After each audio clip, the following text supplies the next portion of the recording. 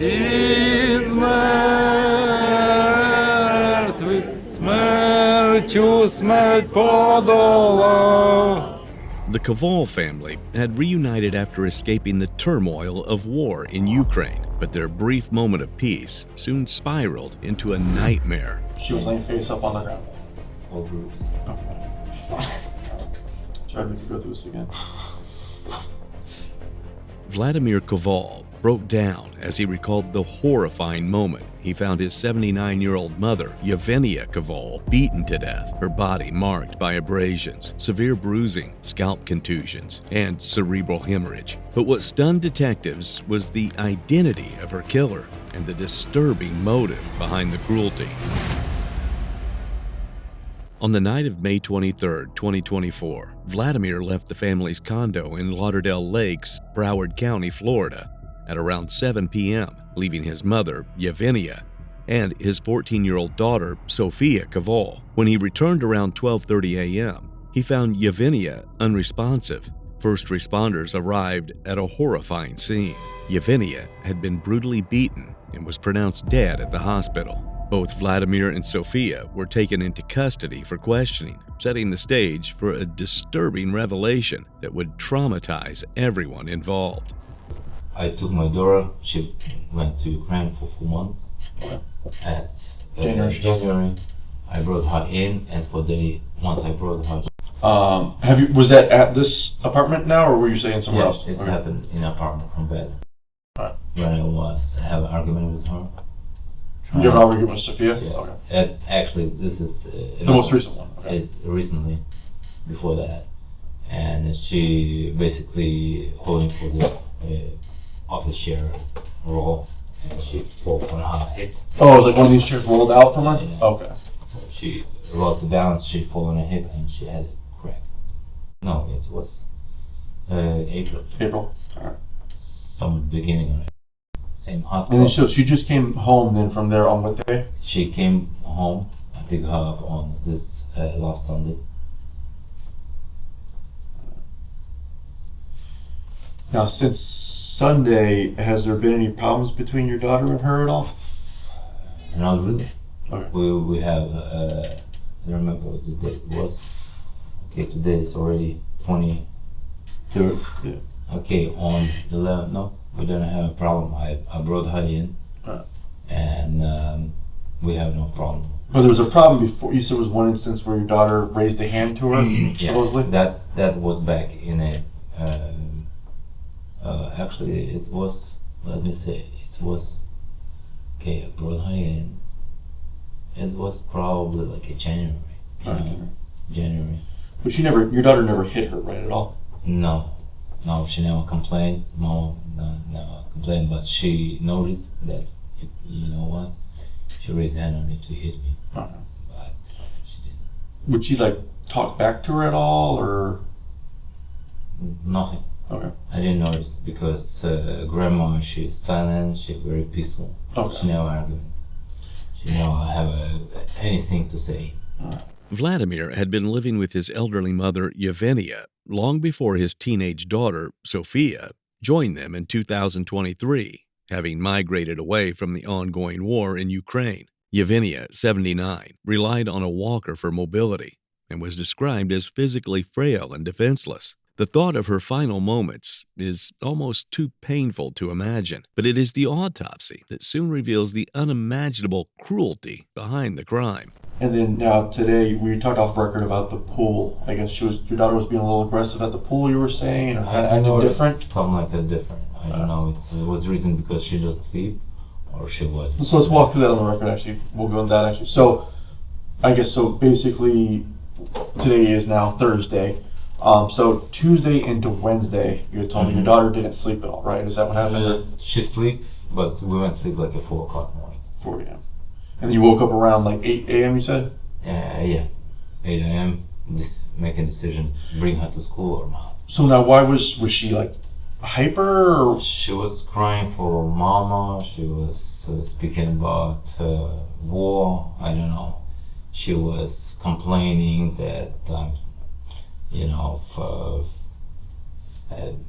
that nobody listened to her.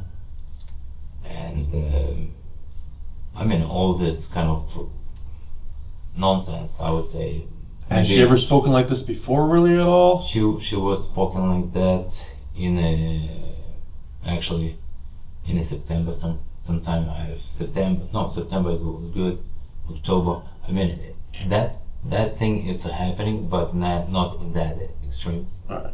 Now, obviously, we were down by the car earlier, and you saw the way she was acting down there. Was she acting similar, or is this a lot worse than she was acting? Just now? Yeah. No, she was a lot worse. Now she's a lot worse than she was? No, now it's, I mean, she's speaking nonsense, but I saw her much, let's say last night, speaking about the night before, she was super aggressive. Okay, so even more, because she's fairly aggressive now, so she was even more aggressive then? More aggressive. Okay. So if I gave her melatonin, and she have, instead of 1, I told her 1, she got a 5. And then... She took 5 herself? 5, yeah. I didn't see it, she told me that she got a 5.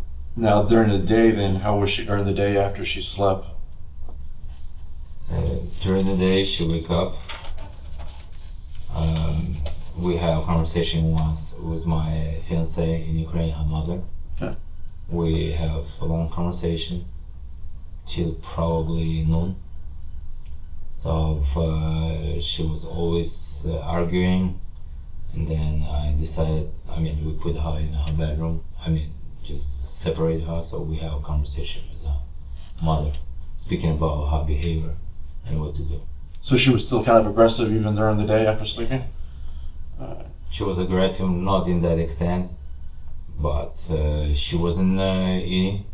In a horrifying twist, the perpetrator behind this unspeakable crime is none other than Vladimir's own daughter, Sofia Koval. The idea that this sweet-faced daughter had unleashed such an atrocity against her grandmother was beyond belief, but detectives soon stumble upon a motive that will haunt them for years to come. So when you left, so you said then you leave around 7 to 8 p.m.? 7, yeah. 7, 6, I would say. Oh, between 6 and 7, you think? 6 to 7. 6 to 7, alright. So when you leave, is there any... Where's your daughter at when you leave? She was in bed. In bed, alright. And I told her, listen, I got to go. Take care of that, your room. Right. Because she never make her bed, she never does her clothes. Basically, I noticed it not first time, it was night before. That she just pull all clothes from the closet, put on a bedroom. And I said, listen, what the heck, you have to follow the rules. So she refused. So, and that how it started, argument, because she didn't want to. I said, listen, I give you 10 minutes, I give you half an hour, and always extend. She will never do it. So I came, and I I took the all, because it's already midnight. Right. So I took the clothes, put on a commode, and forced her to the bed. So that was the night before? Night before, right. On 22nd, on yesterday, yeah. Right? So basically it's how she got so excited, and then she had an argument with me. Why you forcing me? I don't want her to sleep with me, but I know if I don't sleep, she will not sleep. She will do. So I laid her down. I said she will not sleep. So we went mother call all night. So she was worried. We went to the living room and speaking with mother. She was walking around, here, there. She hot, she cold. She want to drink. Then mother said, listen, you got to take melatonin, get magnesium and B6, kind of said to help her. Right. So I don't know. I didn't see it. She took it, but she came to me and she dropped on me another tablet melatonin. Okay, it's for you. I said I don't need it. I'm fine. I'm ready to go sleep. So she took it and like swallowed. Says, here, how many? I got already 5. And she went back. That was 11, yeah. So when you go to leave, then now another argument kind of started. When you go to leave around 6, so there was another argument over the clothing again. There again, it was the same argument. And you took her phone from her then, or what happens? Or yeah, I hide the phone because I know if I leave the phone, she's gonna play. She will do nothing. No, you said, was the phone still hidden when you came home, or was the phone out? It was out. I mean, it was hidden. Oh, it was hidden, okay. It was hidden. Alright. Where's the phone at now? On the table. So you took it out and put it there, or what happened? Look, when I was leaving, Right. I had the phone in my bedroom Right. shelf. Right. So expecting that she will not find it. Right. And when I came, I see Grandma already, Right. laying down. I want to know if she found the phone. Did she use the phone? Did she call anybody? Okay. So I went to the bedroom, checked it on the phone. The phone was there, but I pulled it and I came to the bedroom trying to do it right and put the phone on the table. Alright. Reports suggest that before the crime, Sofia displayed severe emotional distress and troubling behavioral issues, possibly linked to trauma and mental health struggles, such as agitation and signs of psychosis. However, no official psychiatric diagnosis confirming her instability had been publicly released. Earlier that day, Vladimir confiscated Sofia's cell phone as punishment, an act that may have triggered her emotional spiral. But no level of psychological turmoil could justify the unrelenting violence she unleashed on her grandmother. I dropped him back in apartment. And then you drive home? Or? And I drive home, yeah. Okay. And so when you come home, is your daughter in the living room when you come home, or where? No, she was in the bedroom. In the bedroom. Our bedroom, screaming. What? And yeah. Like yelling, or what was? Something blubbering, some like a little crying, kind of like, but not like not really yelling. Okay. So not loud, just kind of making. Just making noise, make it cry. And I see Grandma I couldn't recognize, so I asked Sophia, come here, what happened? You said she was laying same way we found her? Same as you found it. She was laying face up on the ground? I think, all bruised. Okay. And before that, she had no bruises on her at all? She wasn't bruised at all. And so so your daughter says that she had sorry, I'll try to make you go through this again. The autopsy confirmed what investigators feared. Yevheniia's death was a homicide, marked by prolonged and repeated blunt force trauma, not a single blow. The findings were harrowing. 15 abrasions across her neck and face, extensive bruising on her arms, legs, and hands, hemorrhaging on the right side of her neck and arms, scalp contusions, and evidence of a cerebral hemorrhage. The report painted a heartbreaking portrait of suffering, but the most disturbing discovery is still to come. The murder weapon. But your daughter said that your mom attacked her or hit her or something like that, or? I said, what happened? Why you did it? What you did to Grandma? She encouraged me. I defend myself. Sophia doesn't look, it's defensive. What? She handicapped, she's laying down. How it could be real how you defend her? And I looked at your daughter. Did you see any marks on your daughter at all? I didn't see it. Okay. Did she say, point to any place that she was scratched at all? Or did no, she didn't show me anything. She said she was scratched, but no, I think she just pay back. I think it's more aggravation over me, and that I have no ability to bring her home, because it's a typical topic. I need a mom, I want a mom. I said, Sophia, you understand? It's not me to decide. Right. We have to have a talk. So I couldn't control that. And then she goes, explodes, and scream, Mom. It was the night before. So now she said she hit her with a belt. Is that what she said she hit her with? The belt that was there? The belt, yeah. Did she say she used anything else though? No, she didn't tell me. Did she say how many times she hit her, or did she give anything? I didn't ask. Okay. I didn't have time to ask her. And then obviously we talked about the wall that looked like the piece was broken off of it. Yeah, I think there was also as a tool. Okay. And I don't know, because who was eating that lemon? The lemon was there. That was weird. Where that usually would be? Do you even know, or? It's a refrigerator. It was in the refrigerator usually? Okay. It's in the refrigerator.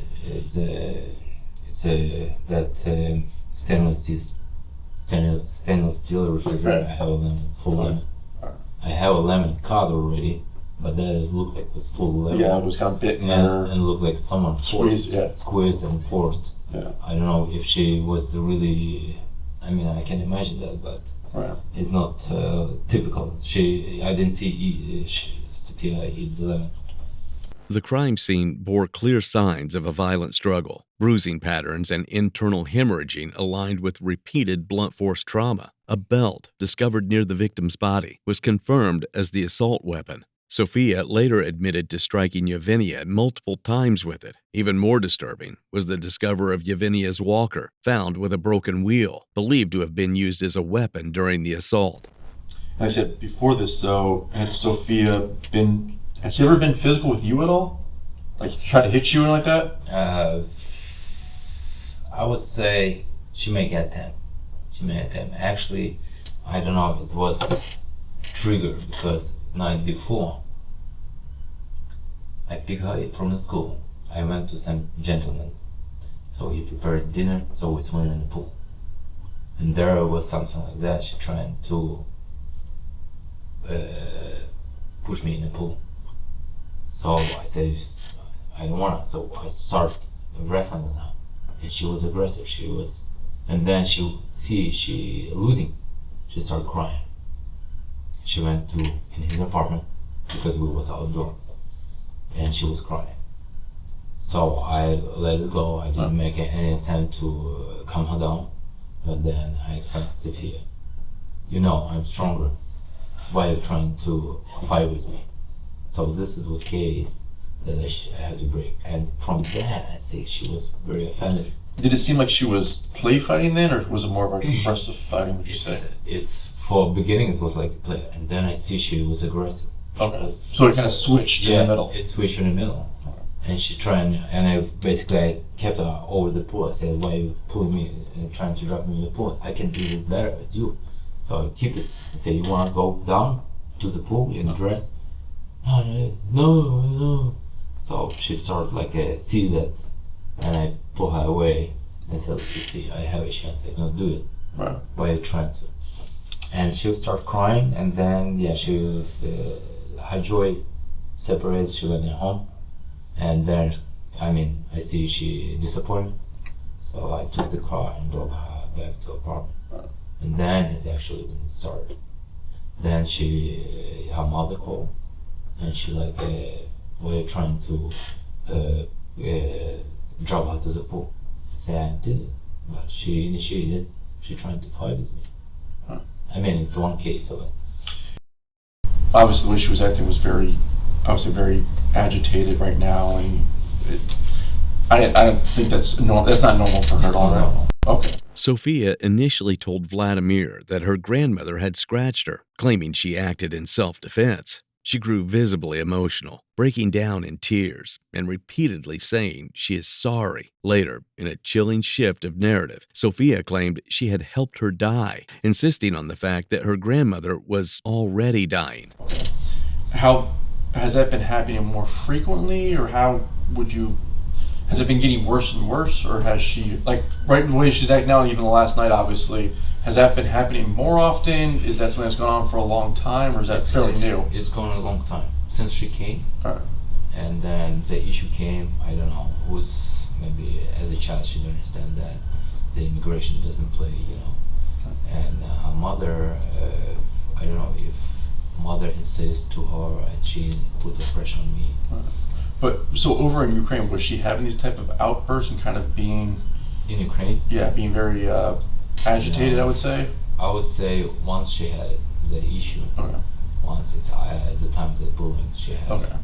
How long ago was that, would you say? It was in 2013, like in 2000, right when war started. Okay. 2022. 22, okay. Yeah, let's say 2022, and I brought her 2023. Yeah. Okay. But other than that, it was maybe the one time. Other than that, not this. 2000. I guess no, it's happened 2023 on beginning in March. March. Okay. Yeah. Yes. Yeah, that was. Yeah. Yeah.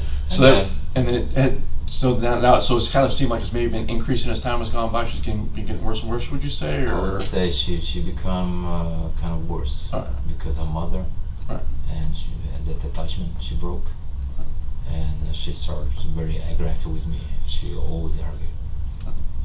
She had to avoid the argument. It was very hard. So then I see it doesn't help. Right. So I've been pushing her, to do her duty with the school, with obeying, and so on. Sofia's aggression was also fueled by the emotional strain of being separated from her mother, who stayed behind in war-torn Ukraine. She frequently cried, appeared deeply distressed, and struggled to adjust. The violence she had witnessed at such a young age left a deep and lasting scar. I always have to go down now, maybe see your daughter come up here and talk and stuff like that. Before we go off record, is there anything else you think I need to know that you want to tell me? I mean, I just, everything in my mind, I'm trying to think about that last night. Right. Yeah, it was a rough night. And she was crying, she didn't sleep. We have a call because Ukraine is already awakened. Right. So we talked to mother. I mean, she was pushing me out of the bed because she didn't want me there. I insisted, and I was already sleeping, and I was calm. She trying to speak. I said, Sofia, you got to stop. Right. And she was speaking, and she saw me not replying. She fell asleep. That's something. Then today morning, I woke her up. She was upset that she didn't go to school. I explained her. I didn't notice anything like bring to the point of where we at right now. Right. And yeah, there's a big difference between being aggravated and agitated and then attacking someone and actually hurting them. Alright, sir. I mean, I should come a little bit early. I said, when it happened, when I came, she said, like half an hour. Oh, so she did say it happened about half an hour beforehand? Yeah. Before I came. So, yeah. Did you ask for, did you call, did you say, why didn't you call 911, or did you ask any of that kind of stuff? I mean, she didn't have a phone, but anyway, I never expect that. Oh, so you said, when did this happen? She says a half hour before? Yeah. Okay.